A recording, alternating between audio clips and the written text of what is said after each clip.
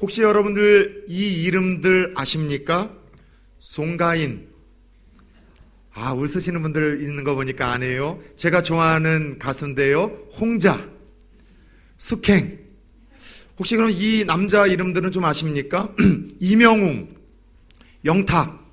예, 이게 도대체 누군가 하시는 분들은 늘 얘기하는 대로 TV도 안 보시고 영화도 안 보시고 책도 안 보시는 분들이고, 아마 웃으시면서 고개를 끄덕이신 분들은 무엇보다도 또 문화적인 트렌드를 함께 공유하시는 분들인 것 같아요. 요즘에 가요계의 트롯 열풍을 일으키고 있는 주인공들입니다.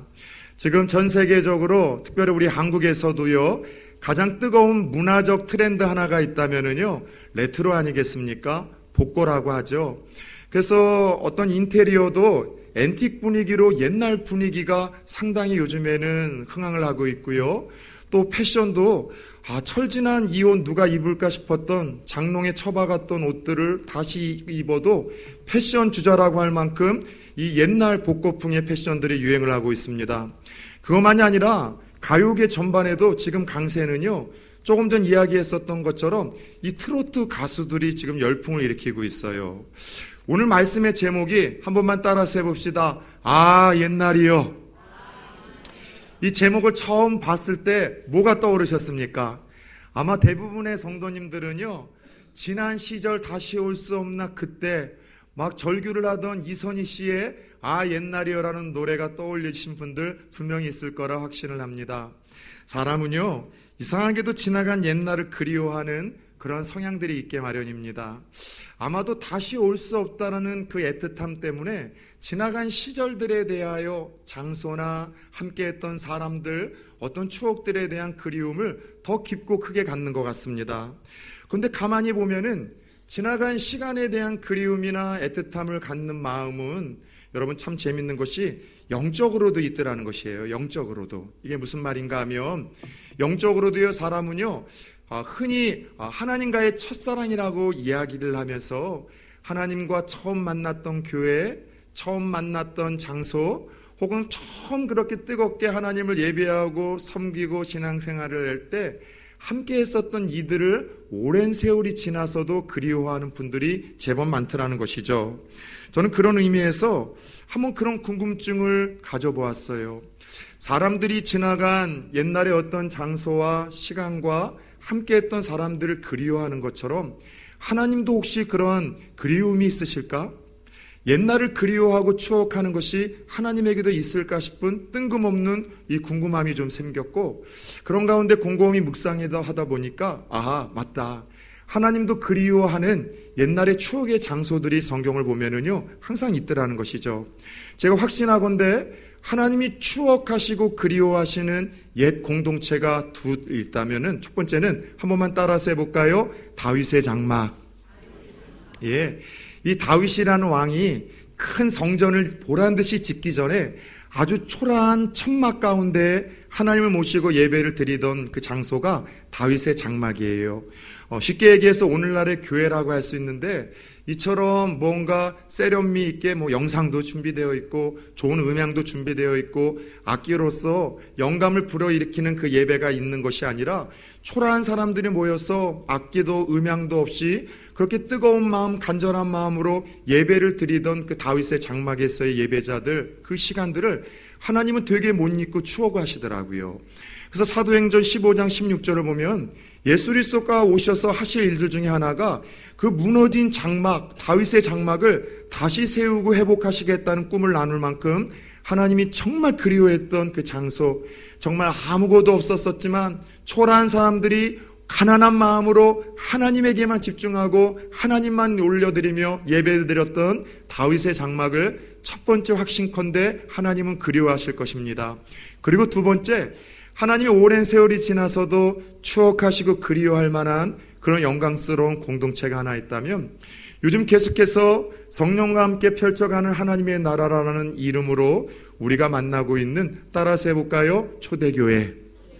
예, 초대교회라는 것은 첫 번째 세워진 교회라는 이름으로, 원래 이름은 한 번만 더 따라서 해봅시다. 예루살렘 교회.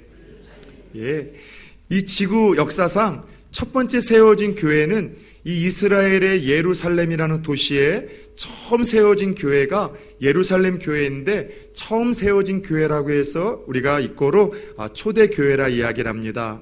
왜 하나님께서 이 초대교회에 대해서 그리워하시고 추억을 하시려만 할까? 다른 이유 아니에요. 초대교회는요, 날마다 모이기에 힘썼어요. 그리고 모이면 서로 예배와 기도와 말씀을 나누고, 그리고 이 땅에서 정말 천국에서 경험할 수 있는 그 놀라운 그 기쁨을 이 지상에서 경험하는 그런 특별하고 공동체였었습니다. 또 더 놀라운 것은 아주 심한 핍박과 박해가 있었음에도 불구하고 그런 핍박과 박해를 뛰어넘는 하늘의 평안과 기쁨과 사랑이 끊임없이 넘쳐나던 공동체가 초대교회의 예루살렘 교회의 모습이었었죠. 예수의 이름과 함께 복음을 전하면 수많은 믿지 않는 사람들이 눈물을 흘리며 회개하고 예수 믿겠노라 돌아오던 그 강력한 공동체, 더 나아가 예수의 이름으로 병 낫는 역사가 막 일어나고 귀신이 쫓겨나가고 말도 안 되는 이적과 기적이 상시처럼 나타나던 그 특별한 때와 그 공동체가 이 초대교회 예루살렘 교회였었습니다. 흥미로운 것은 오늘 함께 읽었던 본문에는 초대교회가 어떻게 이와 같은 강력한 또 영향력을 끼치는 공동체, 따뜻한 공동체, 기쁨과 평안함이 넘치는 공동체, 그래서 왜 하나님이 추억하실 만한 그런 공동체가 되었는지에 대해서 그 이유와 비밀을 조금 우리들에게 알려주고 있습니다. 자, 사도들은 다시는 예수의 이름으로 가르치지도 말고 전도하지도 말라는 무서운 협박과 함께 종교 지도자들, 다시 말해서 사내들인 공회의원에 의해서 풀려나게 됩니다. 여러분, 그런 두려움과 불안함 속에서 사도들이 했었던 것이 뭐예요? 도망치는 일이 아니고 자신들이 잡혔다는 소식을 듣고 기도하던 그 초대교회 성도들에게 돌아가 그동안 있었던 여러 에피소드들을 함께 나누고 함께 기도하며 그 문제를 풀어나가기 시작을 했습니다. 그런데 사도들과 성도들이 그 핍박과 환난 속에서, 그 고난 속에서 하나님 앞에 드렸던 기도의 내용이 참 가슴 뭉클해지는 제목들이라고 이야기를 드렸었죠. 어떤 제목이었었습니까? 하나님, 저들이 예수님을 죽였던 저 종교 지도자들이 우리도 똑같이 예수 그리스도를 포기하지 아니하면, 예수 그리스도를 증거하면 죽인다고 협박을 하는데, 하나님 우리 좀 살려주세요. 하나님 우리 좀 건져주세요. 이런 상식적인 기도를 드려야 됨에도 불구하고 이런 기도를 뛰어넘어 어떤 기도를 드립니까? 하나님, 위를 위해서 핍박을 받는 것은 당연한 일이고 예수님이 예언하셨던 일들을 우리가 지금 경험하고 있습니다. 이 핍박도 하나님의 섭리하심 속에서 허용된 것을 우리가 알고 있습니다. 하나님, 핍박을 피해가게 하시지 마시고 이 고난을 피해가게 하지 마시고 고난과 핍박을 이겨낼 수 있도록 지혜도 주시고 힘도 주셔서 하나님의 나라를 더 힘있게 펼칠 수 있는 그런 주인공들이 되게 하여 주옵소서. 이 기도가 하나님을 뭉클하게 만들고 감동시켰던 것이죠. 오늘 우리들의 기도가 그런 기도가 되었으면 좋겠다는 권면을 지난주에 나눴습니다. 하나님, 내 자녀들이 잘 돼야 됩니다.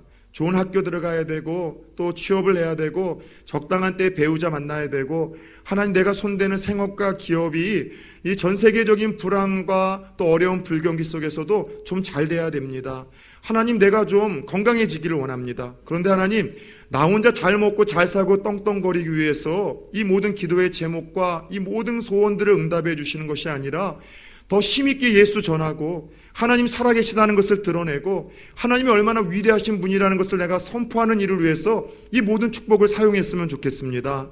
하나님, 믿음으로 살다가 핍박과 고난이 있을 때 그것을 피하거나 또 그것이 두려워서 타협하는 그런 인생이 아니라 고난과 핍박을 하나님 믿음으로 담대하게 이겨낼 수 있도록 지혜와 용기와 힘을 주옵소서. 이것이 성숙한 저와 여러분들의 또 다른 기도 제목이 되어 하나님을 감동시킬 수 있기를 축원합니다. 오늘 그와 같은 기도에 감동을 받으신 하나님께서는 기도하는 자에게 아버지가 약속하신 최고의 축복, 그게 뭐라고 이야기를 드렸죠? 누가복음을 보면 너희가 악한 자라도 그 자식에게 좋은 것을 줄 줄 알거든 하물며 하나님 아버지께서 좋은 것을 기도하는 자에게 주지 않겠냐고 마시며 그 좋은 것을 가리켜 따라서 해봅시다. 성령의 충만함. 예, 기도하는 자에게 하나님이 약속하신 최고의 축복은 성령의 충만함이라 이야기를 했는데, 오늘 그렇게 하나님 앞에 감동스러운 기도를 드린 초대교회와 성도들에게 주님께서 그 기도 응답으로 성령의 충만함을 부어주셨어요.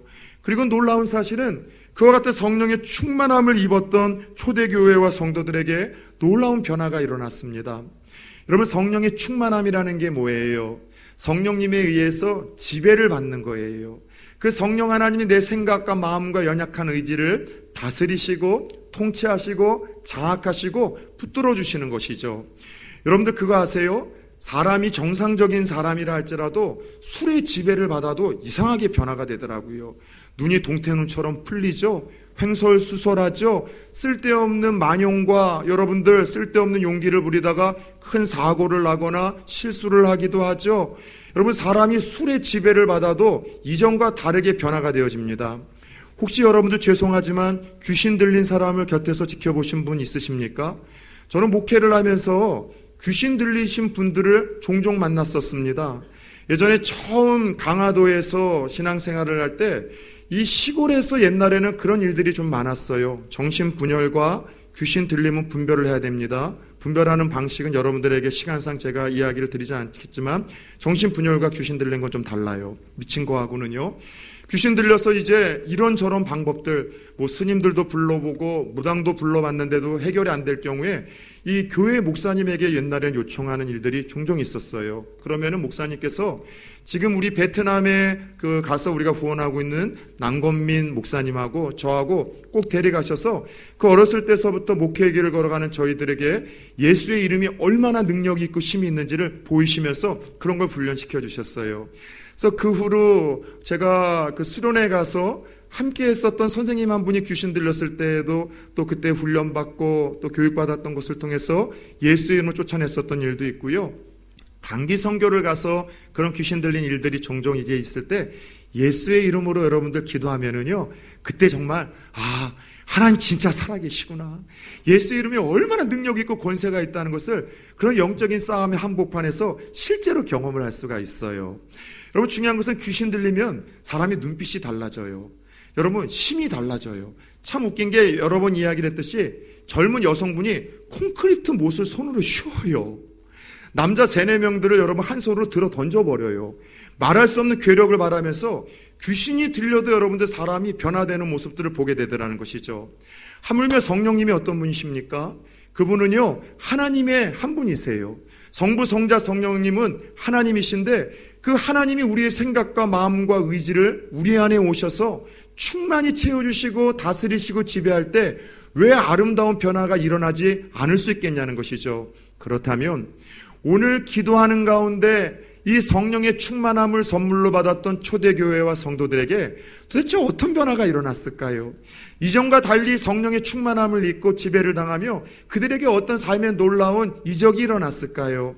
오늘 본문은 그 이야기를 좀 하고 있습니다. 먼저 오늘 32절을 보니까 이렇게 고백을 하고 있습니다. 죄송합니다. 31절입니다. 빌기를 다음에 모인 곳에 진동하더니 무리가 다 성령에 충만하여 따라서 해봅시다. 담대히 하나님의 말씀을 전하니라. 아멘. 자, 성령의 충만함을 입고 나타난 첫 번째 변화는 뭐예요? 담대해졌어요. 간이 배 밖으로 소위 나오게 되었습니다. 그래서 예수의 이름과 말씀을 전하지도 가르치지도 말라는 그 무서운 협박 앞에 위축하거나 움츠러들기보다는 더 담대히 선포하는 이런 변화가 일어나기 시작을 했어요. 여러분들, 오늘 이 초대교회와 성도들 그리고 또 이 사도들이 얼마나 두려웠을까요? 왜냐하면은 예수님을 죽였었던 이들이에요. 자기 스승 예수 그리스도를 신성모독이라는 말도 안 되는 죄를 뒤집어 씌워서 십자가에 못 박여 죽였던 그 장본인들, 종교 지도자들, 그 여러분들 사내들인 공회원에서 어쩔 수 없이 사도들을 풀어주지만 협박을 했죠. 이번에는 너희들을 풀어주지만 한 번만 더 예수 이름 전하거나 예수의 이름으로 누군가를 가르치면 너희도 쫓겨날 줄 알아라. 재산 몰수당할 줄 알아라. 너희가 유대 사회에서는 뿌리 내릴 수 없다. 죽을지도 너희들 모른다라는 조심하라는 협박을 받고 풀려났습니다. 상식적으로 두렵지 않았을까요? 불안하지 않았을까요? 그래서 그들이 할 수 있었던 것이 뭐예요? 그 두려움과 불안함을 성도들과 함께 가서 나눴던 거예요. 여러분, 두렵고 불안한 것들을 가까운 이와 함께 나누기 시작하면 반감이 되어지죠. 그리고 기쁨은 여러분 2배가 되어지는 것 아니겠습니까? 그리고 그들이 기도했던 것은 다른 이유가 아니라니까는요. 기도는 언제 하는 거라고요? 앞이 보이지 않을 때, 아무것도 손에 잡히지 않을 때, 두려울 때, 염려와 걱정이 가득할 때, 그때 할 수 있는 것이 기도라. 그들이 기도했었던 것은, 절박했던 이유는 너무 두려웠기 때문이에요. 큰 걱정과 염려 속에서 아무것도 보이지 않고 잡을 수 없었기 때문에 할 수 있는 유일한 것이 여러분 기도였기 때문에 그들이 기도를 했는데, 그 가운데 그 성령의 충만함이 주어지니 그들을 사로잡았던 두려움과 염려와 걱정이 한순간에 사라지게 되었다는 것이죠. 더 나아가 유대 종교 지도자들이 그만 예수의 부활, 그리고 예수 그리스도가 유월한 구원자이심을 오히려 담대히 나아가 전파하기 시작합니다. 여러분, 예수 그리스도가 하나님의 아들이십니다. 약속하신 그분이 유일한 메시아입니다. 예수 그리스도를 여러분이 죽였지만 그분은 하나님의 아들에게 3일 만에 부활하셨고 우리에게 영원한 생명을 줄 수 있는 유일한 구원자로 우리에게 다시 나타나셨습니다.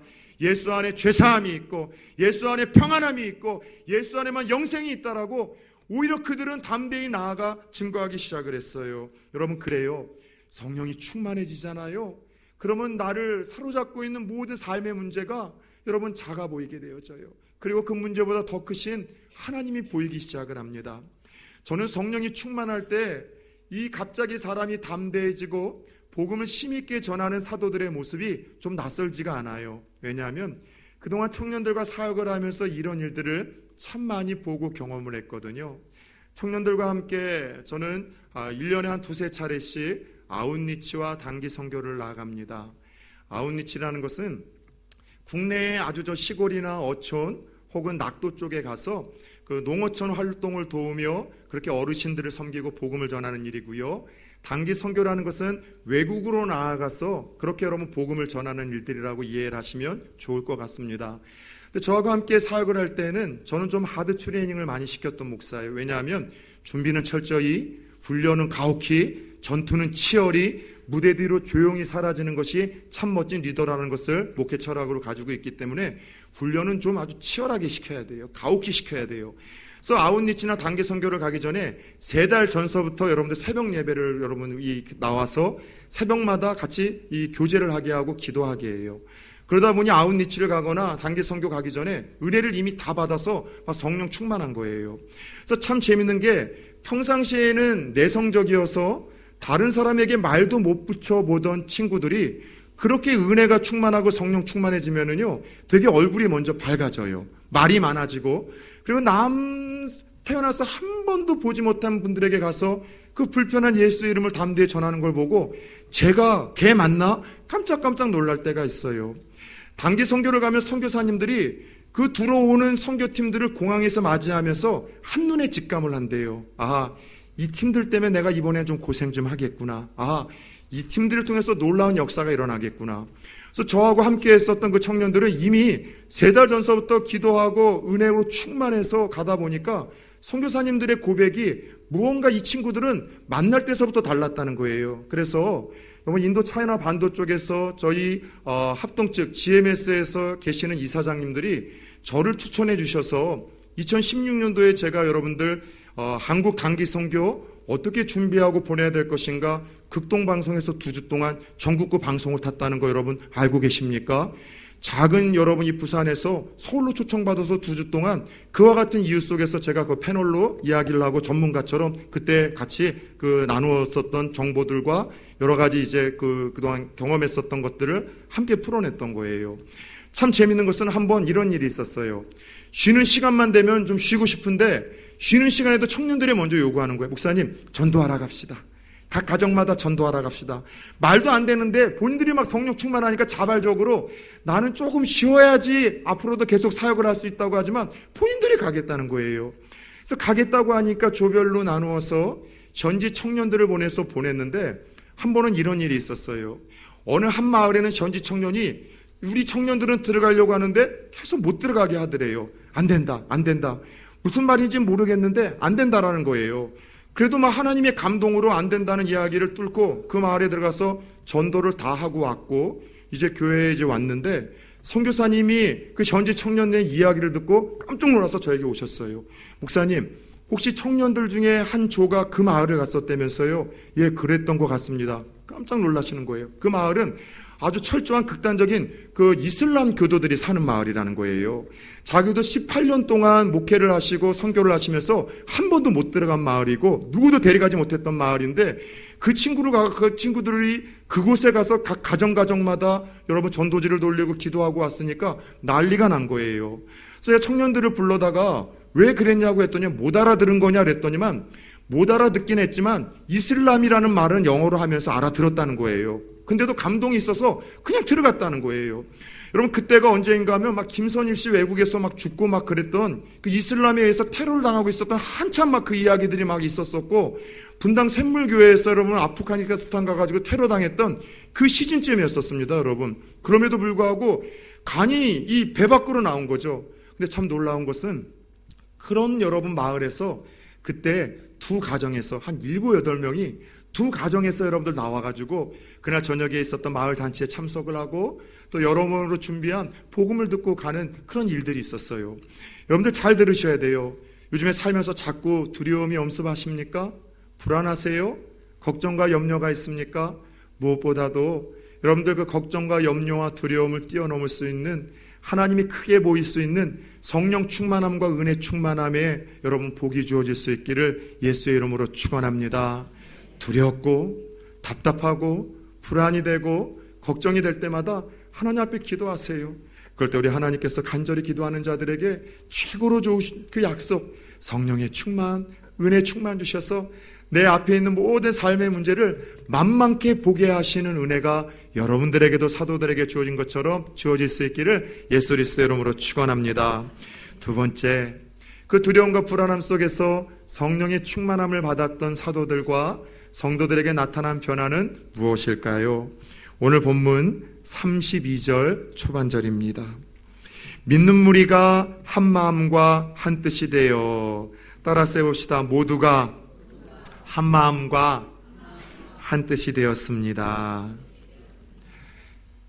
여러분 혹시 그런 이야기 들어보셨어요? 흔히 교회를 가리켜서 예수 그리스도의 몸이라 이야기를 합니다. 이게 뭐냐면 교회는 하나라는 거예요. 그래서 예수 그리스도가 머리이시고 우리 성도들은 각 지체이죠. 누구는 손과 발, 누구는 눈, 코, 입, 누군가는 보이지 않는 곳에서 중요한 기능을 하는 간이나 췌장이나 12지장도 될 수 있고요. 그죠? 저 같은 목사는 한 모가지 정도 될까요? 교회의 머리는 오직 예수 그리스도라는 사실을 믿으시길 축원합니다. 담임 목사나 여러분들 장로님들이 교회의 여러분들 머리가 될 수 없어요. 예수 그리스도만 교회의 머리시고 그분이 주인이시고 우리는 다 한 몸입니다. 그런데 참 이상한 것은 예수 그리스도를 머리로 하여 교회는 한 공동체 하나라고 이야기를 하지만 지상에서 가장 하나 되기가 힘든 아주 이상한 공동체가 교회라는 이야기를 지난주 제가 말씀을 드리지 않았습니까? 세상에서의 모임은요 공통점이 있어요. 나이가 비슷하거나 예를 들어서 반창회나 동창회는 다 같은 나이에 여러분 공통분모가 있지 않습니까? 동호회 같은 경우는 취미가 같아요. 사이클을 한다든가 아니면은 운동을 한다든가 등산을 한다든가 뭔가 공통분모가 있죠. 사회에서 만나는 어떤 모임들도요 다 학력이 비슷하거나 생활 수준이 비슷한 이들이 모입니다. 그런데 교회는 참 웃겨요. 나이가 달라요. 여러분 오늘 이 자리에도 20대 초반에서부터 80이 넘으신 분들이 함께 모였습니다. 살아온 여러분 지역과 배경이 달라요. 여러분 학력이 다릅니다. 성향이 다르죠. 경제적인 여러분 능력이 달라요. 그러다 보니까 여러분들 같은 성향과 취미가 있어도 하나 되기가 힘든 것이 사람의 모임인데 여러분들 나이가 다르고 성별이 다르고 살아온 출신 여러분들 성향이 다르고 경제적인 능력과 지적인 능력이 다른 이들이 함께 모여 어울리다 보니까 여러분들 끊임없는 분열과 갈등이 일어날 수밖에 없는 상식적인 공동체가 교회 공동체라는 사실을 여러분이 이해를 하시면 좋을 것 같아요. 여러분 그럼에도 불구하고 이런 독특한 하나 되기 힘든 공동체가 하나가 될 수 있는 유일한 방법은요 다른 것이 아니라 성령의 충만함입니다. 은혜의 충만함이에요. 성령의 충만함과 은혜가 충만하지 아니하면은요 여러분들 아주 친한 사람들끼리 모여도 여러분들 멀지 않아 갈등과 분열과 다툼이 있을 수밖에 없는 것이 교회에서의 모임이에요. 따라서 독특한 이 공동체가 하나가 될 수 있는 유일한 방법은 온 교회에 여러분 성령으로 충만하고 성도들 한 분 한 분이 성령과 더불어 은혜로 충만하게 될 때 서로 하나가 될 수 있다는 것을 우리가 잊지 말아야 된다는 것이죠. 한 미국 목사님을 통해서 아주 이런 재미있는 간증을 들은 적이 있어요. 시카고에 있는 한 교회인데 도시에 있다 보니까 여러 인종들이 함께 이제 예배를 드렸습니다. 주일 학교를 이제 운영하기 위해서 교회 버스를 이렇게 운영을 하는데 교회 버스에 아이들이 타면은 항상 이렇게 편을 갈라서 나누더래요. 흑인들이 이쪽 줄에 앉고 백인들이 이쪽에 앉거나 아니면 흑인들이 앞쪽에 앉거나 백인들이 뒤로 앉아서 서로 같이 앉는 법이 없더래요. 그래서 새로 부임하신 목사님께서 이 아이들 예배에 가서 여러분들 교회는 하나가 돼야 돼요. 흑인, 백인, 황인종 하나도 없습니다. 사실 여러분 하나님의 눈으로 보면은 우리는 다 하얗거나 다 까만 것이 아니라 회색이에요. 회색. 그리고 백인 아이를 데리고 나와서 보세요. 완전한 흰색이 아니라 밝은 회색이고요. 흑인 아이를 데리고 나와서 완전한 까만색이 아니라 좀 짙은 회색일 뿐입니다. 그리고 그날 아이들이 고개를 끄덕여서 은혜를 받는 것 같아서 흡족한 마음으로 돌려보냈는데 예배 끝나고 아이들이 버스에 타자마자 어떤 등치 큰 한 아이가 이렇게 외치더래요. 야, 밝은 회색은 이쪽으로 앉고 어두운 회색은 저쪽으로 앉아. 여러분 이 어린 아이들을 통해서 들려주는 메시지가 있지 않습니까? 순수할 수 있는 어린 아이들도 하나 되기가 쉽지 않다는 거예요. 그런데 이 교회에 기적이 일어났어요. 이 목사님이 끊임없이 이를 위해서 기도를 했고 아이들과 함께 캠프, 이 수련회에 가서 함께 말씀으로 기도로 아이들이 은혜를 받고 성령으로 충만해지니까 그와 같이 인종을 따라 평가놀기를 오랜 전통 가운데 나눴었던 일들이 사라지기 시작을 하더라는 거예요. 그래서 그 목사님이 하시는 간증도 그거예요. 하나가 될 수 없는 다양한 사람들이 모여 끊임없는 분열과 갈등이 있는 독특한 공동체 그 교회가 예수 그리스도의 몸이라고 할 수 있는 그 교회가 하나님 뜻으로 하나가 될 수 있는 유일한 비결은 따라서 해봅시다. 성령의 충만함과 은혜 충만함 뿐입니다. 여러분 그래요. 교회가 성령의 충만, 은혜가 충만하면은요 이미 분열과 갈등이 있는 공동체라도 이상하게 모두가 한 마음이 되고 한 뜻이 되어져요. 여러분들 엄밀하게 말하면 성령께서 이기심 덩어리인 그 인간들을 그대로 놔두지 아니하시고 여러분들 하나로 붙잡고 예수님을 닮아갈 수 있도록 만드시는 거죠. 예수님처럼 다른 사람을 배려하게 만들고 예수님처럼 은혜로운 말을 할 수 있도록 다스려 주시고 예수님처럼 겸손하게 하시고 고집 부리지 않게 하시고 자기 소리 크게 내게 하지 않다 보니 하나가 될 수 있도록 성령께서 이기심 덩어리 인간들 그렇게 만들어 가시기 때문이에요. 특별히 성령의 충만한 가운데 은혜 충만한 공동체, 하나가 되는 공동체가 되기 위해서 우리 성도님들이 꼭 힘써야 될 것이 세 가지가 있습니다. 첫 번째 따라서 해봅시다. 말 조심하라. 항상 이 말 때문에 누군가에게 상처를 주고 상처를 받고 낙심케 하고 갈등과 분열이 일어나요. 첫 번째 여러분들 말 조심하십시오. 그래서 하나님 오늘도 내 입술에 파수꾼 세워주셔서 원망이나 불평이나 상처 주거나 미련한 쏟는 입술 되지 아니하고 위로하고 격려하고 치료하고 하나님 서로에게 덕을 줄 수 있는 그 입술이 되게 하여 주옵소서. 그래서 여러분들 딱 3초만, 몇 초요? 3초만 생각하고 기분 나쁜 이야기에 반응할 수 있는 지혜를 얻기를 축원합니다.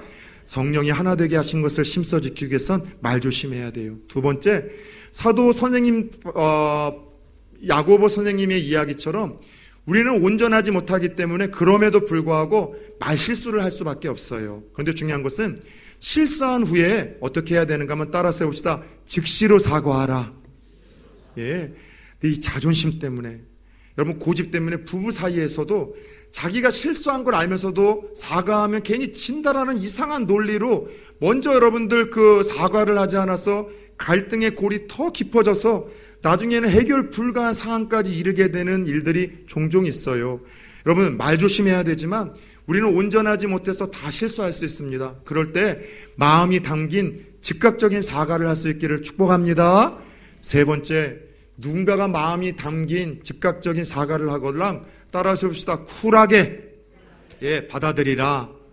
여러분 그럴 수 있는 우리 성도님들과 공동체 되어질 수 있기를 예수의 이름으로 축원합니다. 끝으로 오늘 이 초대교회와 성도들이 성령으로 충만해지자 어떤 두드러진 변화가 일어났을까요? 오늘 32절 후반절입니다.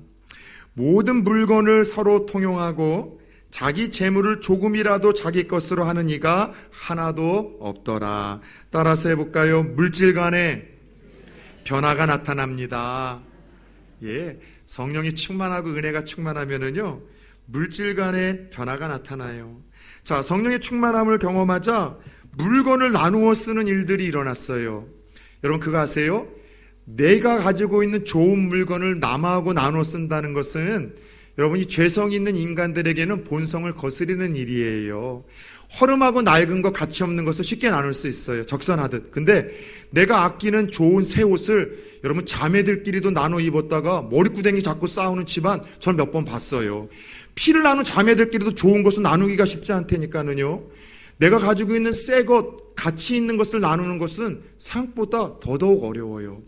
예전에 제가 한참만 기타 연주에 제가 이렇게 막 심취해 있었을 때 진짜 거금에 여러분들에게 얘기할 수 없을 만큼의 비싼 돈을 주고 통기타 하나를 산 적이 있어요. 얼마나 애지중지했겠습니까? 그때 제가 티코를 타고 다녔는데 아시죠?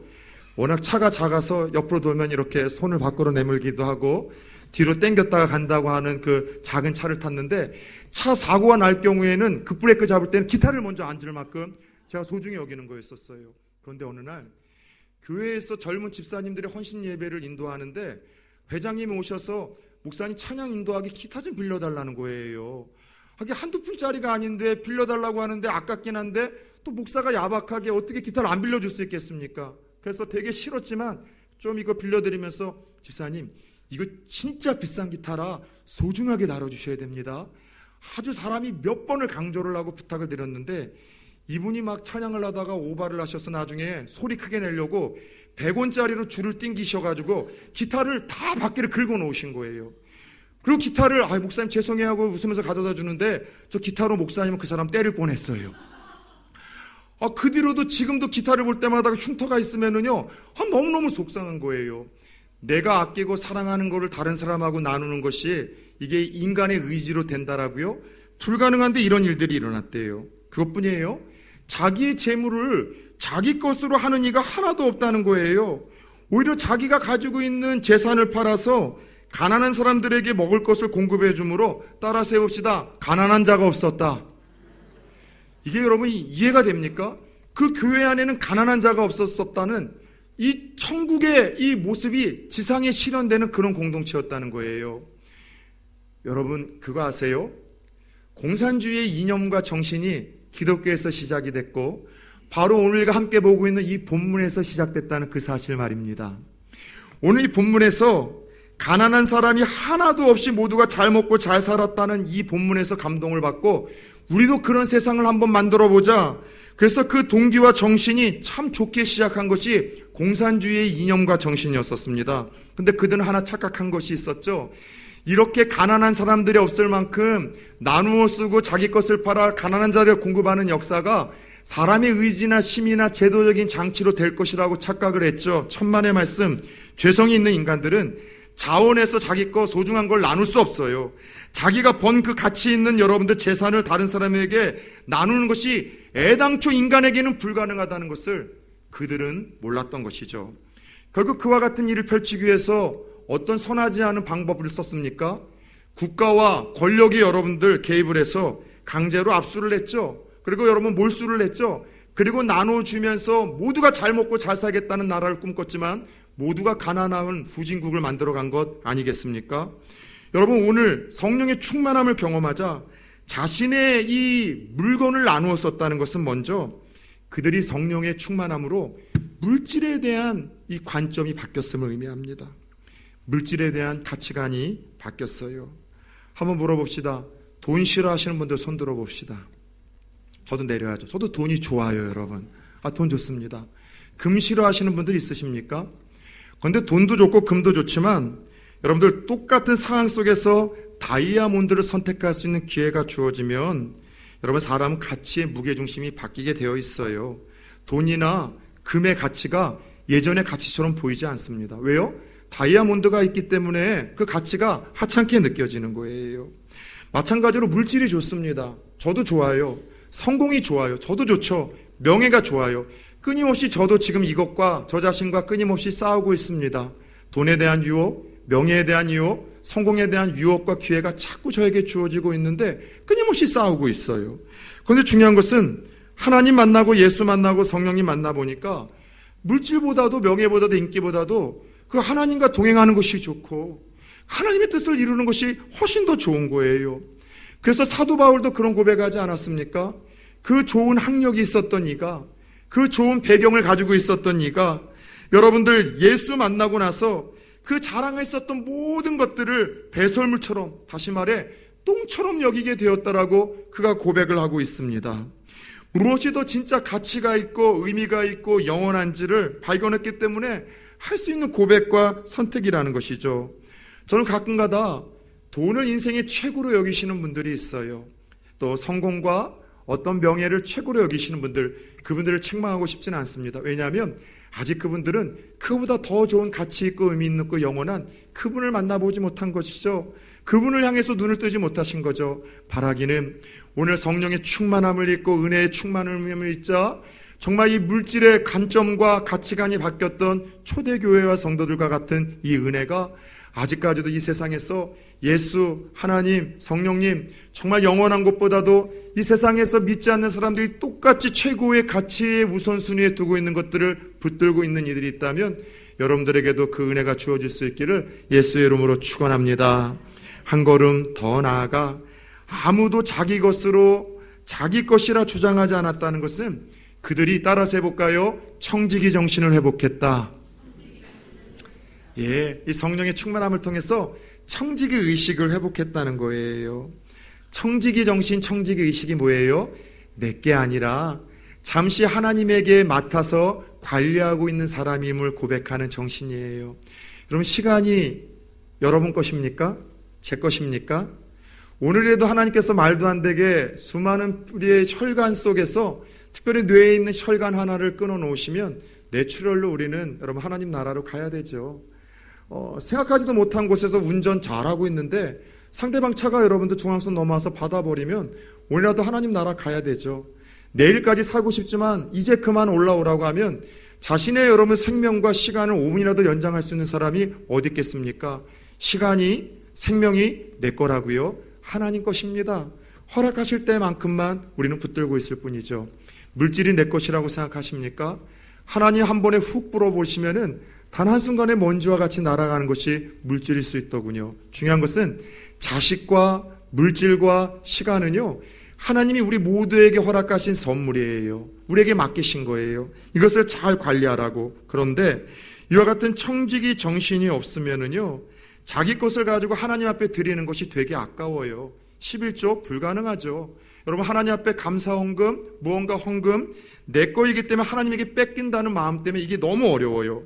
자기 것 가지고 이웃에게 나눠주는 건 아까워서 지속적으로 이해를 못합니다. 또 주면서 괜히 어깨에 힘 들어가죠. 생색을 내게 마련입니다. 은근한 우월감을 갖게 되죠. 왜요? 내 거라고 생각하기 때문입니다. 그러나 내게 있는 것이 모든 것이 하나님 것이요, 나는 그분이 허락하신 시간 동안 맡아 관리한다라는 청지기 의식을 회복하면 시간의 개념이 달라져요. 내게 주신 재능의 개념이 달라지죠. 내게 주신 물질의 개념이 달라져서 이것을 바르게 사용하고 흘려보내야 될 것으로 흘려보내라고 하나님이 내게 맡기셨다라고 그렇게 생각을 하게 됩니다. 물질 간의 변화가 나타나 내게 주신 것을 하나님이 올려보내는 것으로 흘려보내게 됩니다. 시간에 대한 변화가 나타나 주어진 시간을 정말 영원한 분을 위해서, 영원한 일과 가치 있고 의미 있는 일들을 위해서 투자하기 시작합니다. 내게 주신 모든 것들을 가지고서 정말 무엇이 오래 남을 것이고 영원할 것인가를 끊임없이 고민하며 그곳에 내게 주신 시간과 물질과 재능을 우선순위로 투자하는 삶의 변화가 나타난다는 것이죠. 그래서 마틴 루터와 같은 사람은 이런 좀 불편한 이야기를 했어요. 당신의 지갑이 회개하지 않으면 진정으로 회개한 것이 아닙니다. 우리의 물질이 어느 곳으로 향하고 시간이 어느 곳으로 향하는지를 보면은요, 그 사람의 참 진정성 있는 회심과 그분의 구원관, 그분의 믿음관을 볼 수 있다는 것이죠. 삭개오를 봐도 그렇지 않습니까? 누가복음 19장에 보면은 예수님을 만난 삭개오라는 한 인물이 있습니다. 세리장이었었어요. 유대인들이 창녀와 더불어 가장 비천하게 여겼었던 매국노였었죠. 돈을 벌기 위해서 자신의 동족도 배신을 한 사람, 돈을 모으기 위해서 모든 사람들로부터 여러분들 인심을 다 잃은 사람, 돈 벌기 위해서 비양심적인 일을, 윤리적이지 않은 일들을 서슴없이 행하며 돈 버는 일을 평생 그렇게 살면서 고독하게 살던 그 삭개오가 어느 날 예수님 만나게 되었습니다. 그리고 예수님 만난 그 감동 가운데 그의 인생의 가치관이 변화되기 시작을 해요. 예수님이 그렇게 하라고 한 번도 설교를 하거나 가르친 적도 없는데 먼저 예수님에게 이런 고백을 합니다. 주님, 내게 주신 재산의 절반을 팔아 가난한 자들에게 나눠주겠습니다. 다른 사람들의 것을 내가 속여서 빼앗은 일이 있으면 2배로 갚아 그들에게 내가 하나님 보상을 하겠습니다. 무슨 말이에요? 예수 만나게 되면은요, 물질관에 대해서 우리에게 주신 모든 것에 대해서 아름다운 가치의 변화가 반드시 나타나더라는 것이죠. 그래요. 성령의 충만함을 경험하면은 나눠주고 대접하는 일들이 기쁘게 됩니다. 성도님들 중에 모이면 항상 식사를 섬기시는 분들이 있어요. 저희 권사님들 중에도 항상 그분들이 항상 먼저 내려고 해요. 항상 성도님들 중에 누가 아프다고 하면 자기 것을 가다가 사다가 막 죽을 써가지고 전복죽도 갖다 주시고, 새로운 성도님이 오면 성경책도 자기 돈을 사가지고서 주시는 분들이 있어요. 그분들이 여러분들 계산할지 모르는 바보라서 그럴까요? 동귀한지 모를까요? 그분들이 돈을 버는 일들이 여러분들 그렇게 불로 수확을 했기 때문에 가치없이 흘릴 수 있을까요? 천만의 말씀. 돈도 좋아요. 그리고 여러분들 내가 잘 사는 것도 좋지만 가치 있고 의미 있고 영원한 것이 바로 그러한 일이라는 것을 알기 때문에, 그것이 훨씬 더 좋기 때문에 자원하는 마음으로, 기쁘고 즐거운 마음으로 그들이 섬긴다는 사실을 우리는 대접받으면서 한 번도 잊어서는 안 됩니다. 사랑하는 여러분, 저는 오늘 설교 초반에 하나님이 그리워하실 만한 교회 하나가 있다면 이 초대교회 예루살렘 교회일 거라 말씀을 드렸습니다. 한 마음과 한 뜻으로 긍휼과 구제를 베풀고 사랑을 실천했고 복음을 담대히 선포했고 성령의 충만한 가운데 은혜를 나누고 삶의 희망을 나누는 공동체였기 때문이고, 문제는 이런 일들이 강요가 아니라 자원하는 마음으로, 즐거운 마음으로 펼쳐갔기 때문에 하나님이 감동을 받았고, 더 놀라운 것은 그 당시 초대교회를 핍박하던 로마의 사회가 감동을 받았습니다. 당시 로마 사회에서는 여러분들 이 기독교인들을 가리켜 때로는 부러움으로, 때로는 조롱어린 비소의 이야기로 이와 같은 유행어가 돌기 시작했습니다. 한 번만 따라서 해봅시다. 보라, 저들이 서로를 얼마나 사랑하는지. 파티가 있을 때마다 기독교인들을 조롱하거나 때로는 여러분들 그렇게 그들을 여러분들 흠모하면서 보라, 저들이 얼마나 서로를 기쁨으로 사랑하고 섬기고 나누고 베풀기를 좋아하는지. 그리고 그 마음 때문에 기독교를 핍박하던 로마가 여러분들 주 313년경 콘스탄틴 대제 때 밀라노 칙령으로 인하여 오히려 기독교를 국교로 받아들이는 놀라운 기적이 일어났다는 사실 아십니까? 이 역사 속에는 어떤 과정이 있었는가 하면 이와 같은 초대교회 성도들이 서로 나누고 베풀고 사랑으로 섬기는 일들을 교회 안에서만 했던 것이 아니라 외부로 펼쳐가기 시작을 했어요. 그 당시 전 유럽에 흑사병이 돌아서, 콜레라죠, 인구의 4분의 1이 죽는 끔찍한 저주가 일었었습니다. 로마에서도 자기의 가족들이 흑사병에 걸리면 밖으로 내더 던졌는데, 가족들도 버린 그 흑사병에 걸린 환자들을 죽을 때까지 혹은 치료가 될 때까지 끝까지 옆에서 여러분들 사랑으로 권면을 하고 치료하고 돌봤었던 이들이 초대교회의 크리스찬들이었었어요. 그 사랑에 감동을 받은 한 사람, 두 사람이 예수를 믿기 시작했고, 로마의 가이사 황제의 가문에 예수를 믿기 시작했고, 결국 그 당시 20%가 넘는 기독교인들이 핍박과 환란 속에서도 로마에 퍼져나갔기 때문에 세상을 뒤집는 역사가 이 교회로 일어났기 때문에, 여러분 주후 313년경 콘스탄틴 대제는 밀라노 칙령이라는 그 이름으로 자신들이 핍박하고 말살시키려고 했던 그 기독교를 자신의 국가의 종교로 받아들이는 기적과 승리를 이루게 되었습니다. 바라기는 초대교회와 같은 성령과 은혜와 사랑이 충만한 공동체, 세상을 감동시키는 공동체, 변화시키는 공동체, 세월이 지나서도 하나님께서도 성도님들 중에도 옛날이요, 그리워할 수 있는 그런 공동체, 그런 공동체를 우리 부산 초원교회로 저와 함께 만들어가 보시지는 않으시겠습니까? 기도하겠습니다.